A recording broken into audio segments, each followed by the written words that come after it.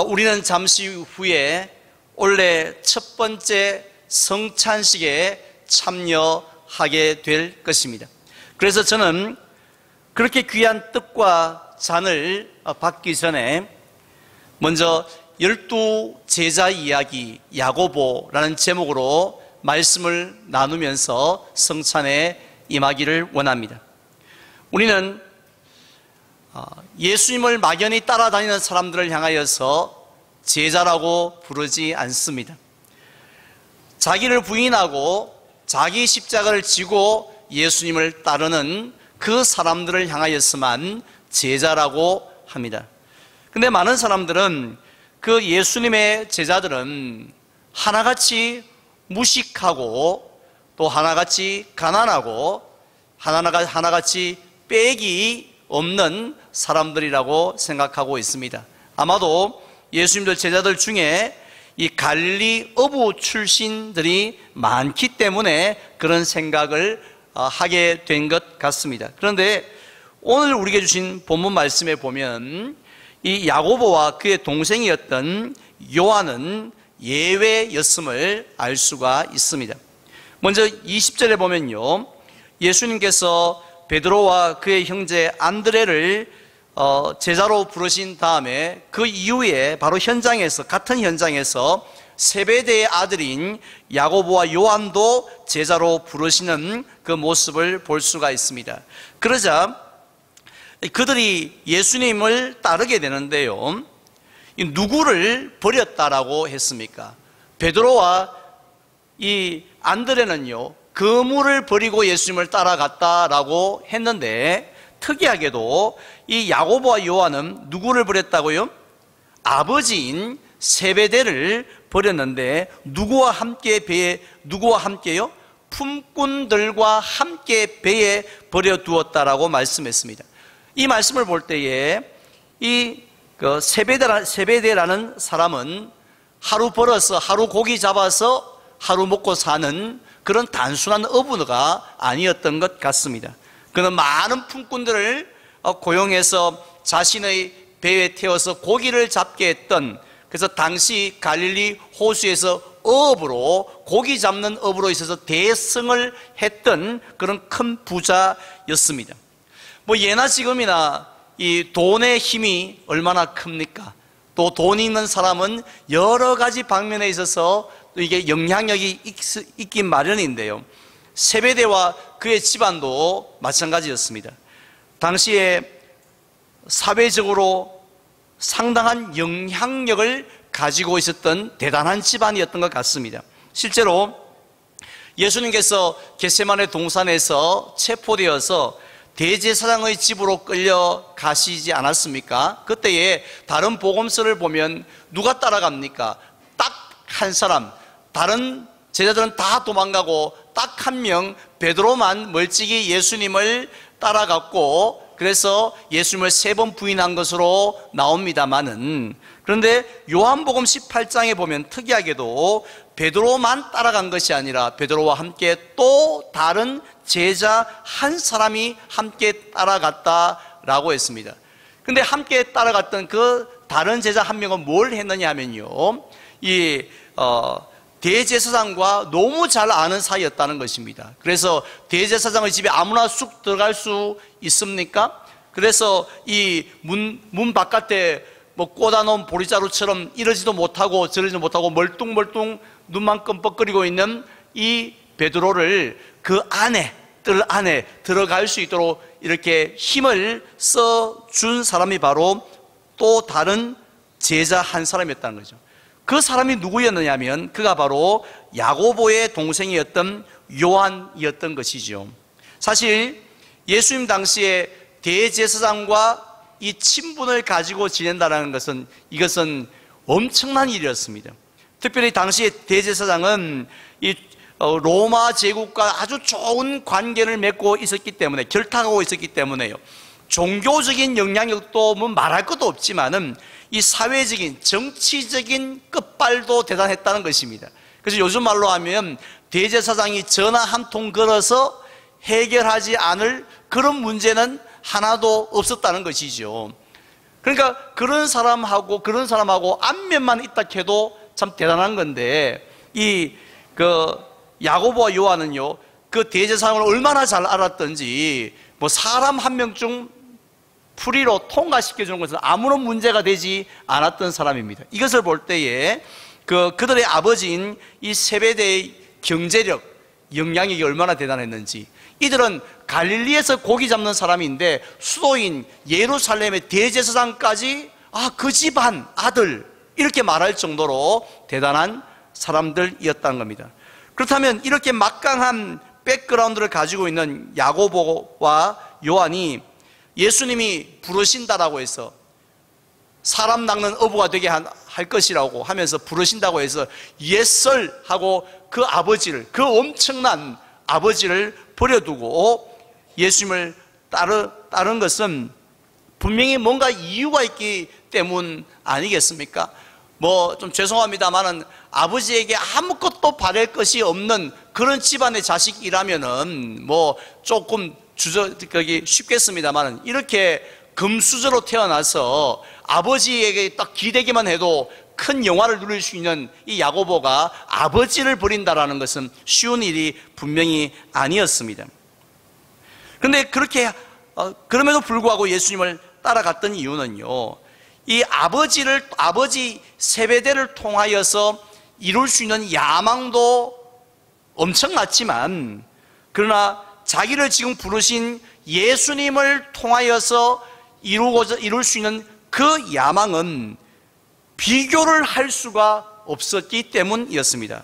그래서 아버지 찬스도 남들이 다 부러워하고 대단했지만 아빠 찬스보다는 예수님 찬스를 쓰는 게 더 자신의 야망을 이루는데 도움이 되는 장사라고 계산을 순간적으로 했기 때문이었습니다. 왜 그런 생각을 했느냐 하면요, 우리 예수님께서는 제자를 부르시는 그 현장에서 무슨 일을 하셨습니까?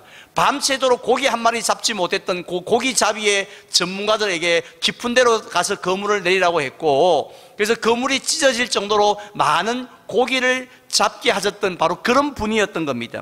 그것을 두 눈으로 똑똑히 이 야고보가 본 것이에요.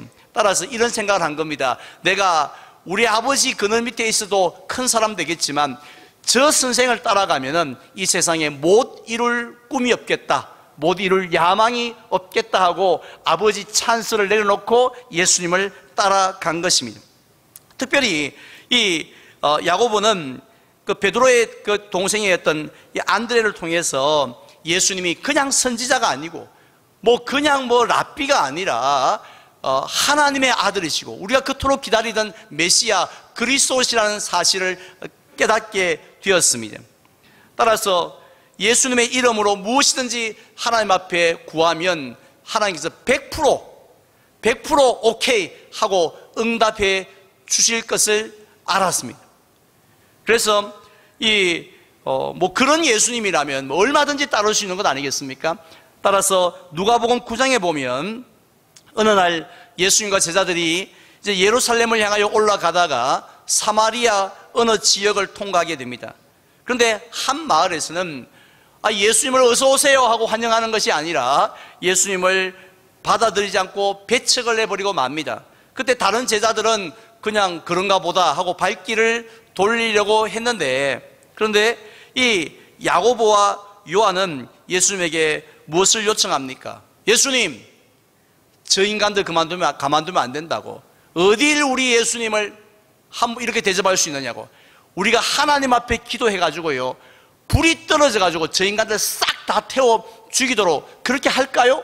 하고 이렇게 물었습니다. 요즘 말로 하면 예수님, 우리 기도해가지고 저 인간들 바베큐 한번 구이 만들어 봐요, 우리가? 이렇게 말하는 것이죠. 예수님은 일찍이 그들에게 보아너게, 즉 이 우레의 아들이라는 별명을 지어주는데요, 이 베드로의 형제들은 성격이 상반되었습니다만은 이 야고보의 형제들은 성격이 참 똑같은 것 같습니다. 얼마나 불같았던지. 그래서 예수님에게 이런 것을 요청했는데 그 근본 마음속에는요, 우리 예수님만 믿으면, 우리 예수님 이름으로 기도하면 뭐든지 다 된다, 이런 마음을 가진 것이죠. 따라서 야고보는 예수님을 따르면 따를수록 후회됐던 것이 아니라 신이 났습니다. 야, 내가 진짜 아버지 찬스를 포기한 걸 잘했다, 이런 생각을 들었다는 것입니다. 왜냐하면 예수님을 따르고 보니까 예수님은 성난 파도도 잠잠케 하시는 거예요. 뭐 심지어 죽었던 사람도 살리시는 겁니다. 그러니까 이런 예수님의 권세와 능력이라면 로마 군대라 할지라도 얍 하고 소리만 한번 질러도 얼마든지 물리칠 수 있다 하는 그런 확신이 들었기 때문이었습니다. 그래서 야고보는 기회를 틈타다가 어느 날 예수님 앞에 동생과 함께 나아갑니다. 그리고는 지금까지 자기 마음속에 품었던 그런 꿈을, 야망을 드러내게 됩니다. 마가복음 10장에 보면요, 야고보와 요한은 예수님에게 우리가 무엇을 구하든지 예수님 들어주실 줄 믿습니다 하고 한 가지를 요청을 합니다. 무엇을 요청하였습니까? 주의 영광 중에서 우리를 하나는 주의 우편에, 하나는 주의 좌편에 앉게 해달라는 것입니다. 지금 야고보는 이런 생각을 한 겁니다. 예수님께서 예루살렘에 올라가시면 아무리 로마 제국의 군대가 강하다 할지라도 얍 하고 기합 한 번만 지르면, 아니 눈빛만 한번 레이저 광수만 쏴도 이것들이 다 물리칠 수 있는 줄 알았습니다. 그러면 거기에 하나님의 나라를 세울 것으로 확신한 거죠. 즉 예수님을 정치적인 메시아로 생각했던 것입니다. 다른 사람들처럼. 따라서 바로 그 나라에서 예수님은 제일 높은 왕이 되시고 바로 그 다음 자리, 2인자, 3인자의 자리에 바로 야고보와 요한이 앉는 것, 그 자리를 차지하는 것, 그래서 떵떵거리며 사는 것, 이것이 바로 그들의 꿈이었고 야망이었습니다. 자, 이러한 이 정치적인 야망에 대한 그들의 집념은 대단했습니다. 그냥 한번 지나가는 말로 예수님 앞에 한번 툭 던져본, 뭐 안 되면 말죠, 뭐 이렇게 한 것이 아니었다는 것이죠. 어떻게 알 수 있냐면, 그렇게 말하는 그 높은 자리를 원하는 야고보에게 예수님께서 뭐라고 말씀하시냐면, 내가 마시는 잔을 너희가 마실 수 있느냐라고 했습니다. 여기서 잔이라는 것은 우리는 볼 때 뭔 잔인가 싶지만 이때 당시에는 볼 때 잔 하면서 뻔했습니다. 고난의 잔이었습니다. 희생의 잔이었거든요.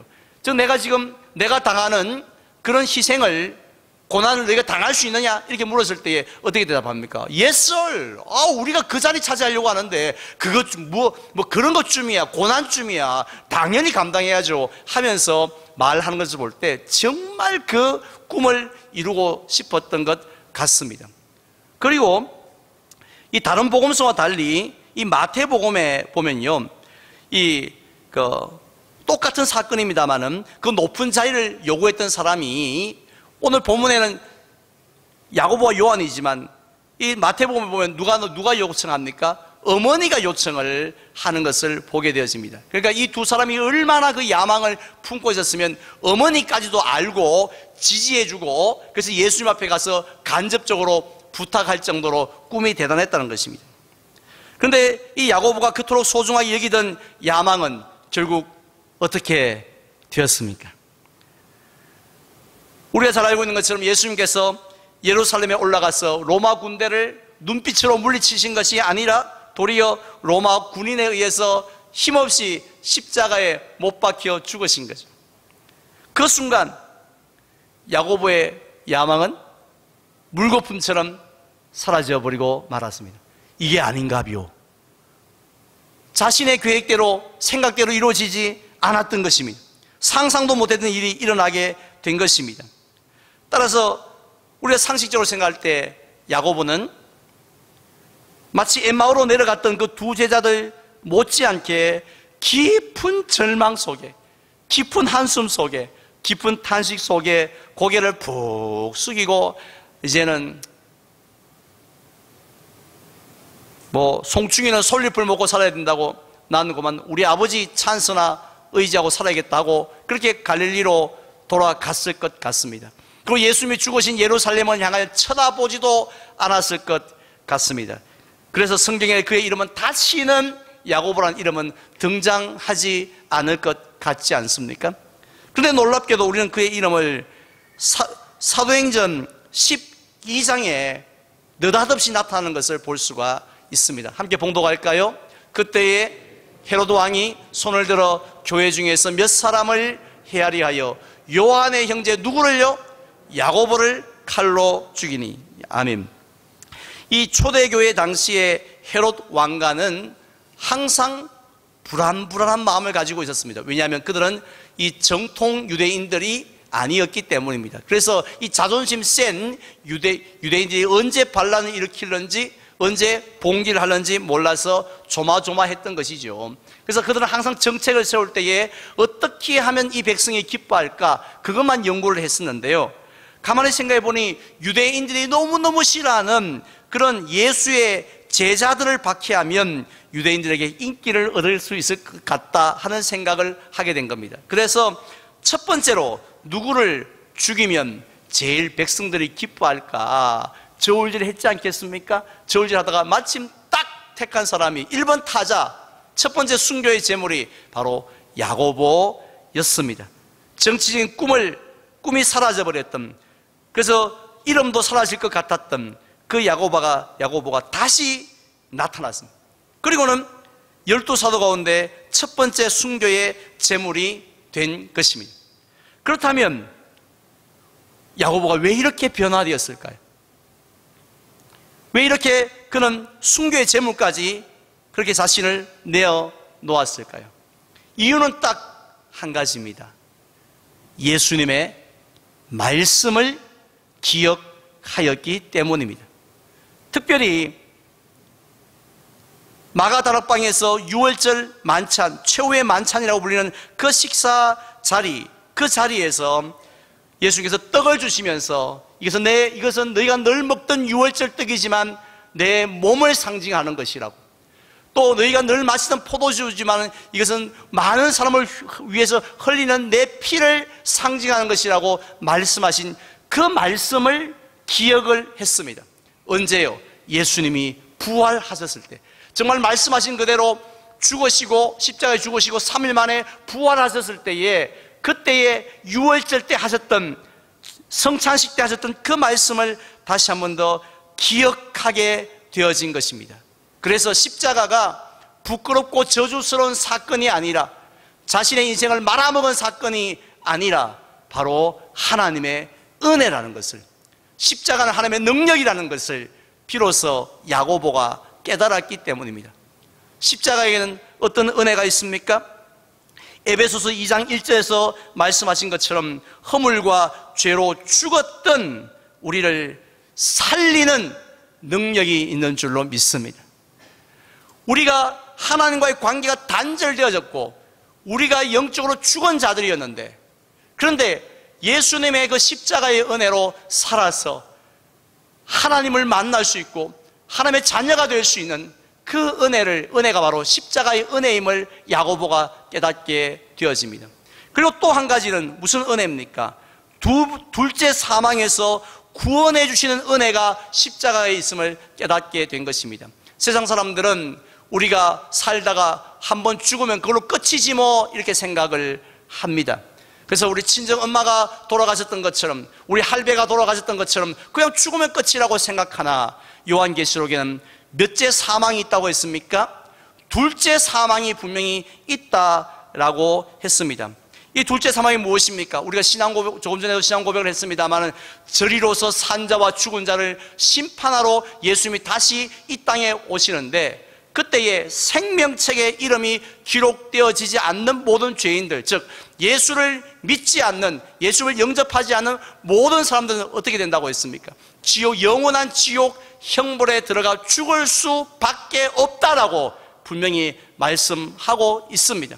뭐 죽을지도 모른다가 아니에요. 죽을 수밖에 없는, 그것도 영원한 지옥에서 그런 형벌을 받게 되는 것이 예수 안 믿는 사람의 마지막 모습이라는 것이죠. 그런데 그 둘째 사망에서 어떻게 우리가 벗어날 수 있습니까? 우리의 공로로, 우리의 무슨 헌금으로 벗어날 수 있는 것이 아니라 오직 우리의 죄 때문에 죽으신 예수의 보혈로 둘째 사망에서 건짐을 받는 줄로 믿습니다. 그래서 이 땅에서 눈을 감으면 천국에서 눈 뜰 수 있는 천국 백성이 될 줄로 믿으시기를 바랍니다. 이것이 바로 야고보가 깨달았던 십자가의 은혜였다는 것입니다. 그 은혜를 생각할 때에 자기 아버지를 의지하면 대제사장의 집 앞에까지 갈 수 있지만 하나님 앞에까지 갈 수는 없는 거 아닙니까? 그런데 예수 그리스도를 의지했을 때에 하나님 앞에 나아갈 수 있는 그런 은혜가 나에게 있다라는 사실을 생각하였을 때 그 하나님의 사랑이 너무 귀하고요. 그 예수님의 은혜가 너무 귀하여서 그 예수님이 주신 십자가를 한 것이 아니라 그 순교의 십자가를 기쁨으로 지고 주님을 따라가게 된 것이죠.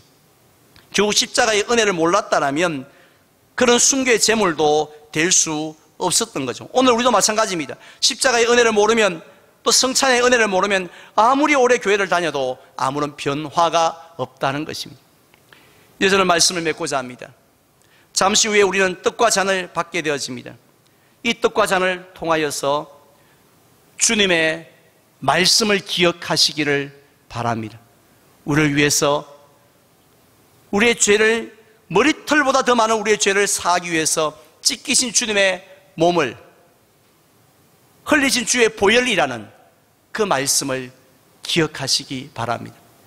그래서 마치 야고보가 순교의 자리까지 십자가 지고 따라갔던 것처럼 우리도 그 십자가의 은혜로 인하여서 주님 부르시는 그 자리까지, 그곳이 어디다 할지라도, 어디인지 어떤 자리라 할지라도 끝까지 우리가 십자가 지고 나아가는 그런 주님의 제자가 되시기를 주의 이름으로 축원을 드립니다.